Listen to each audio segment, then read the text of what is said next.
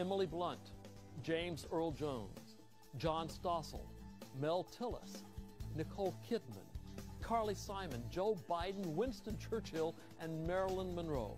They all have one thing in common. You know what it is? They all stuttered. Stuttering impacts 70 million people around the world, 4 times as many men as women. And that's what we're going to talk about today on Lifestyle Magazine. I'm Mike Tucker. Welcome. This is Lifestyle Magazine with your hosts, Dr. Charmin Elong, Obi Obidike, Lionel LaMountain, and Mike Tucker. I'm wondering if any of you have ever been a stutterer, or you got family members who are stutterers? I've personally never dealt with stuttering, but I've been around kids growing up that have stuttered. Yeah, and it's not easy. Did you bully them? I never was a bully. I was always a person that had compassion for the young kid. As we would expect of you. But they make such easy targets. One of my close friends in high school, he stuttered, and I mean, kids were just mocking him, making fun of him. Kids were trying to get a laugh, and it really damaged, I thought, self-esteem and a person's confidence. It destroys them. Yeah. One of our boys actually had difficulty with stuttering, and he wasn't our first. So there were multiple people in the family at that point, and we realized it was really an issue when he thought that we weren't listening to him, and he was trying very hard to be heard. It's got to be frustrating for them. Very frustrating as a little person trying to say something and get across their needs and not being heard. And so once we realized that and kind of addressed it, then it ended up going away. Right. Well, we're going to see our first guest right now, and these are people who have struggled with stuttering. So they're going to tell us what it's really like. Let's go. We are here with Annie and David, 2 people who stutter and are willing to share their stories with us, and we thank you for doing that. Thank you for being here. It's our pleasure. So, Annie, when did you start stuttering? My parents told me it was at the age of around 3 or 4, and started speech therapy as soon as I got to grade school. Mm-hmm. And what was that experience like for you? Was this a frustrating thing for you? You know, it was. School was a place where I didn't speak, so I avoided as much as I possibly could. It's really hard when you're in class, and often they'll read, and you're going up and down the row, and I would be looking and counting ahead to the paragraph that I was going to have to read, and then always there would be a student who would get up and excuse themselves and totally mess me up. Of course. And so I was, it was hard. It's hard. Kids, they don't understand often, and it affected me all the way through high school. I barely went to class. Didn't really want to speak until later. How did the kids Did you get bullied at all growing up with dealing with the problem? Made fun of or anything? I had minimal. I'm really lucky. My parents really instilled in me that it was okay. And so even though I was fighting my inner battle, I trudged on. I went forward. I only have one memory of being kicked on the way home from school. Oh, bless your heart. But I grew up being the only student in the school that stuttered. And that was tough. David, how about you? Yes, I started stuttering probably at the same age of 3 or 4. Okay. Throughout school, I got mocked on occasion. I was pretty good at sports, so that kind of helped with the not being bullied too much. But I definitely experienced quite a lot of being at the butt of a joke and being made fun of. Did it make you a stronger person, knowing kind of what you've been dealing with, you'd say? Oh, absolutely. Something I think that you'll find among just about every person who stutters is that we have a resilience, you could say. Not only to get through any of the interpersonal stuff, but also to get through speaking all your words. Sure. We know exactly what we want to say. Right. And we're not able to always say those words, or sometimes it takes us a little bit longer. So it really instilled in me a sense of resilience and persistence to be able to speak how I want to speak. At what age, for the both of you, did you get to a point where you weren't affected by how people reacted towards your stuttering? Never. That's an honest answer, and I appreciate that. I appreciate that. It's gotten easier. Yeah. It's gotten easier. And your focus changes, I think. I think you both being here is showing that it's a lot of courage, you know, because it's not easy. No, it's not easy. I know that sometimes people associate stuttering with a lower IQ. Was that ever pushed off on you? That people seem to think that you just weren't as smart as, because after all, you couldn't get the words out. Most definitely. So you have felt that. Yeah, and I grew up in the 70s, and that was the laugh-in time. Yeah. You remember? And so stuttering was always a part of that show in a mocking way. And I would just, we'd watch it, and I would cringe, knowing I had to go back to school. It was almost as if it was giving permission. To make fun of you. To make fun, yeah. That's right. David, how about you? You ever feel like people were dissing you for being less intelligent this way? It definitely happened. For me, I think I built up such a sense of, I don't know, urgency and immediacy in communicating with people that it never lasted long. Okay. If I was ever judged early on in knowing somebody, after exchanging a couple of back and forths, they were on the level and knowing that, you know. Yeah, this is no, this is no inferior intellect I'm dealing with, right? Yeah. Well, that's good. We're going to take a quick break, and we're going to get back to this. Our next expert will help us untangle more of the mysteries of stuttering.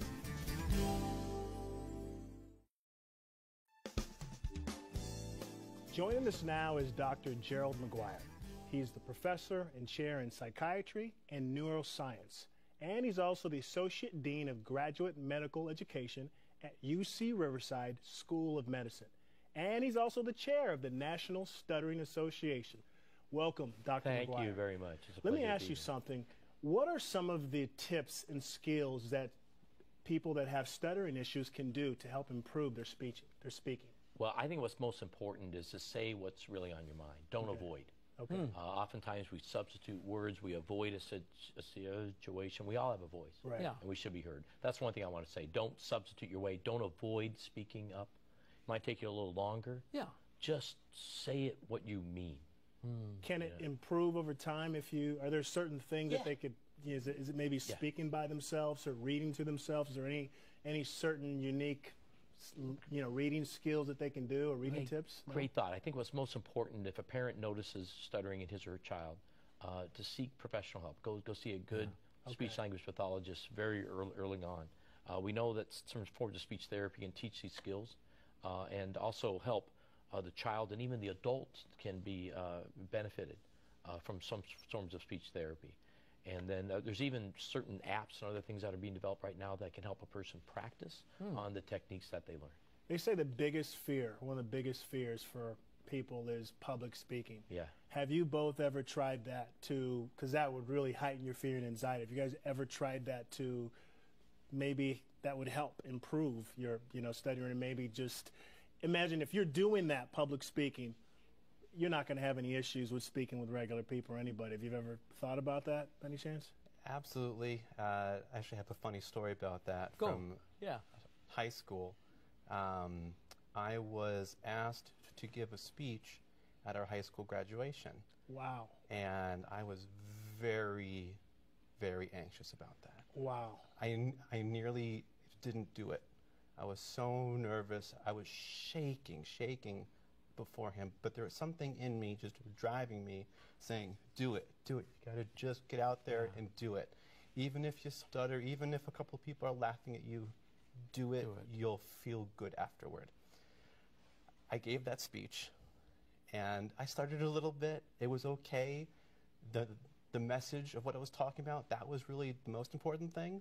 And afterward, the head cheerleader approached me and said, David, that was so brave of you. That was incredible. I just want to tell you how much I admire you. And Awesome. that made my year. And we're still friends. There you go. I love that story. That's a great story. Now, we talked earlier about anxiety and stuttering and whether or not the pressures make it worse. And you said that's really not the case. Is that right, Annie? It's not. I mean, I think just like with any situation, we all have our normal anxieties. But people think we stutter because we're nervous. Yeah. But we have anxiety because we stutter. And maybe the responses we've had. I've had people hang up the phone. They've actually turned around and walked away. So you have those memories. But no, I just stutter. It's the way I talk. Way you talk. Yeah. Doctor, what kind of treatments are available? Well, what's very important is to get through different forms of speech therapy, especially early on in a child. Early on. And that's very important. Speech therapies, different forms can be, but it's good to make sure that you go to a person who specializes in fluency and specializes in stuttering. We're developing research on different biologic treatments. Different medications, not any of these are FDA approved at this point, or even certain brainwave currents or magnetic currents are also being studied. I don't see these as ever like fully supplanting what we do with speech therapy, but combining them, working together. As a psychiatrist, I know that just giving a medicine doesn't always make things better. But I know that sometimes that's needed along with the talk therapy and the counseling that goes along with it. So that's what I envision in the future. We're not there yet. We have the effective forms of speech therapy, especially in a young child, getting them in, what's important.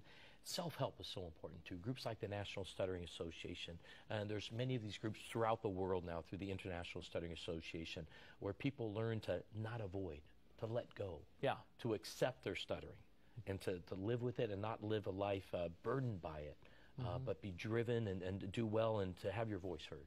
That's just as important. Have you seen excessive cases of stuttering growing up as a young kid to a teenager to the point that they overcome it and they don't stutter anymore as an adult? Yeah, there's always cases of, there are cases of remissions that occur. We tend to see those in early, in like the adolescent years. Okay. But if they persist into adulthood, it can happen. It can happen. Certain forms of speech therapy can help that. We don't know exactly what the biologic underpinnings are. We think there's some neurotransmitter reasons, some developmental reasons, and as the brain develops, some people can remit, but we tend to see that by the adolescent years. Usually when it persists into adulthood, it tends to stay. And you had mentioned the fact that you did not engage in high school, right? And yet the doctor's talking about make sure you engage. Is that something you're more focused on doing now? Oh yeah, there's nothing I won't do. I mean, being here, this is a this is a big deal. Challenge, and a major step. Yeah, and one of the things, you know, through the National Stuttering Association, I first found the organization when I was 19, and I'm a little bit older now. Yeah. And through the organization, I learned that it's okay. So though the speech therapy, you know, I've taken some really good speech therapy, but at the end of the day, I'm still a person who stutters, and it's as important for me to know how to manage it, but also that sometimes it just doesn't work, and I'm going to be okay. And I think that is such a strong message. Yeah. David, 30 seconds. People try to finish your sentences for you? All the time. The best thing that you can do if you're talking to someone who stutters is give them the time and space that they need to say what they want to say. Right. In fact, a great example of that is Jack Welch of GE. Yeah. He is a person who stutters, and as a child, he's told this story. His mother said to him, "Jack, what you have to say is really important. I will let you take as long as you need to say what you need to say." Thank you. And that made a difference in his life. It did. I think that's good counsel. Yeah. We're going to take a break on that story because that's such a good one. And we'll be back with our panel in just a moment. We've been talking with Dr. Mcguire, David, and Annie about stuttering. Dr. Mcguire, if a parent notices that their child is stuttering, what do they do? Well, often they were given advice by the primary care physician or the pediatrician. The child will just outgrow it. Don't do anything about it. Yeah. That's not the best advice. We're trying to change that. Seek help, likely from a good licensed speech language pathologist early on. We know that certain forms of speech therapy can be very effective in a child. Seek guidance from the National Stuttering Association through how to speak with your child, how to listen with your child, how to help guide them through this, and the advice from there. And just don't ignore it. Okay. Just important. David, as someone who's lived with stuttering your whole life, and Annie, what advice would you have to a teenager who is going through a very difficult phase of life and is having difficulty with stuttering? You know, it's really great now that all people, and young people especially, have access to resources through the internet. So it's my advice not to suffer alone and suffer in silence. There are other people who are going through what you're going through. There are people who know how to assist you, how to help you accept or work on your fluency or whatever it may be. So seek out assistance and camaraderie through the National Stuttering Association, through, I actually also co-founded an organization called Stutter Social. It's where people talk online in video chats amongst other people who stutter to just That's fantastic. Connect, make friends, exchange tips and ideas, or just talk about how your day went. There are so many resources available online now. Hey, Annie, you said something earlier that was really impressive. You said stuttering and just how I talk. Have you always felt that way, or was there a process when you were younger? Because that's really strong. I have a friend, as I mentioned earlier, he stuttered through school, and we were not as kind to him as we probably could as his classmates. But that's a healthy view. Where did you come up with that? You know, as my parents, they instilled in me that other people's opinions of the way I speak can't define me. I think of a story. I was fired from one of my first jobs when I was 16, and you know, instead of retreating, he said, that situation, it won't define you. Let it propel you. And I went immediately out and tried to get and got a job with the same organization again, just to prove that. And it, you know, it's part of the, it's a journey. And we talk about the National Stuttering Association taking both questions, you know, with the young, the teen. There are hundreds of support groups around the country, so nobody has to feel alone like back in my day. So even for the teen, and when I learned that I'm okay and that I'm not alone, that's when things change. It's important. There's kind of a lot of magic that can happen when you get involved in community, especially a community that is accepting and supportive. It can change your life. Completely. Dr. Mcguire, are there unfavorable employment statistics for someone that stutters going through the job interview process? Absolutely. There's good data that we're gathering more data. It appears that people who stutter suffer from underemployment. That's what I thought, And they're often discriminated against. I know even in my medical profession, even as a person who stutters, I had to take an oral examination to do this. And I know other people who are in the same track that I am. To be a licensed physician in America, you need to pass an oral examination, and they don't give accommodations for time. So exactly. So you talk about, and it's actually covered by the American Disabilities Association. Yet I see discrimination firsthand on people who stutter. That's part of our role, and we're growing at the National Stuttering Association for an advocacy role. I'm so thankful that we're on the show today to raise the awareness about this, because people who stutter are often discriminated against in the workplace, and they suffer from being underemployed. It doesn't affect how you're going to do your job at all. No. It's just your speech. It's just how you talk. Just how you talk. Websites. Give me a website that people can go to. www.westutter.org. Good. Yeah. All right. Yeah. And there's a lot of resources there for people to pick up on. All right. Absolutely. All right. I want to know something else about that. I want to know, David, how your social life has been affected by this. Well, I'll tell you, I managed to make it into something that was a positive. I met my wife because I stutter. Come on. Yeah. It was shortly after I joined the National Stuttering Association. I was infused, I was emboldened after becoming a part of this community. And I put in my online dating profile, I am a person who stutters. and that is what caught her attention and made her reach out to me.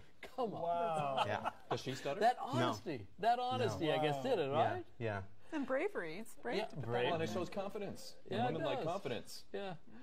Annie, has it affected you? When I was younger, and I've turned it. It's like it's become my purpose now. I feel that every opportunity is to make a difference. Like Doc said, you know, this opportunity. If there's somebody out there that is feeling alone and isolated, that no longer happens. So, not for a long time. You know, this is I think our work. You know, and to reach as many people as we possibly can. This is awesome. I do want to add that, you know, there are a lot of people who are heavily affected. There are people who are afraid of making friends. There are people who are afraid to introduce themselves because people who stutter tend to stutter on their names. Right. Especially to say, hi, I'm David. Yeah. That can be hard for a lot of people. So in no way are we diminishing the experience of people who do have a hard time presently. But we hope that we can show that there is a light that they can walk to. Awesome. Thank you, David. We're going to take a break. We'll be back with a final thought right after this.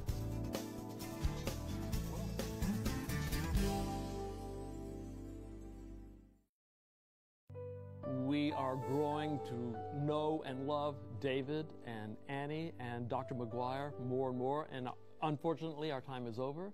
But Dr. Mcguire, do you have a final word to say to people right now who may be stutterers? Yes. If you stutter, you're not alone. Speak up. There are others out there who struggle with it, but you don't have to lead a life impaired by your stuttering. Seek your dreams. Do what you want to do. Speak up. You have a voice. Awesome. Thank you so much, Doctor. Thank you. And thank you, David. Thank you, Annie. Thank you. And thank you for being a part of this one as well. We look forward to seeing you again next time. But until then, speak up. Take care of yourself. Bye-bye. To get a copy of today's offer, call 888-940-0062, or you can write to us